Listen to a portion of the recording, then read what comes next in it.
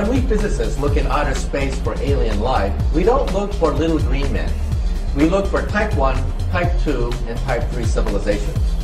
A type 1 civilization has harnessed planetary power. They control earthquakes, the weather, volcanoes. They have cities on the ocean. Anything planetary, they control. That's type 1. A type 2 civilization is stellar. They've exhausted the power of a planet, and they get their energy directly from their mother star. They just don't get a suntan on a weekend. They use solar flares. They use the power of the sun itself to energize their huge machines. Eventually, they exhaust the power of a star, and they go galactic. They harness the power of billions of stars within a galaxy. Now, what are we on this scale? We are type 0. We don't even rate on this scale. We get our energy from, not from stars or galaxies, we get our energy from dead plants, oil and coal. Historians will look back and say, holy shit, they were making materials, selling them for corporation profit over and over and over and over again with absolutely no reference to what the planet had and recycling protocols and everything else. They were burning fossil fuels at 1,000,000 times the rate of their actual renewability.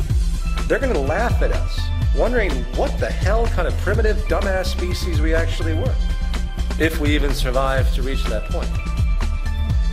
From an extraterrestrial perspective, our global civilization is clearly on the edge of failure in the most important task it faces, preserving the lives and well-being of its citizens and the future habitability of the planet.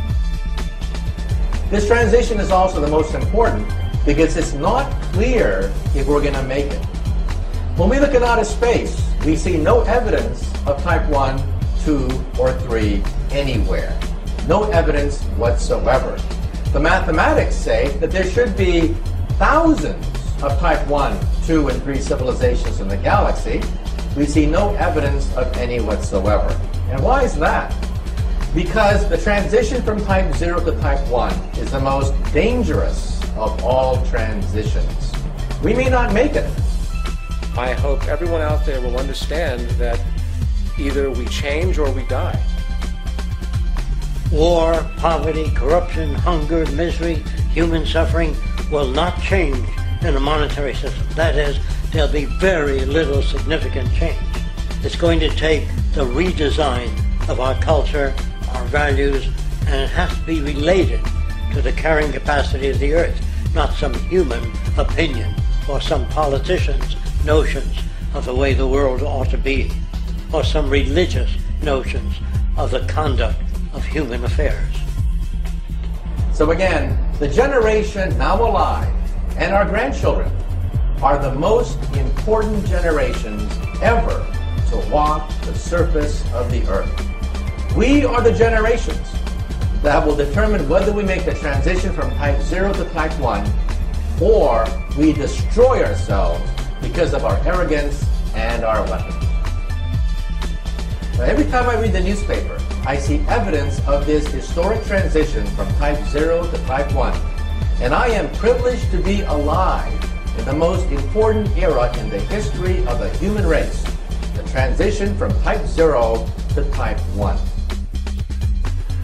The old appeals to racial, sexual, and religious chauvinism and to rabid nationalist fervor are beginning not to work.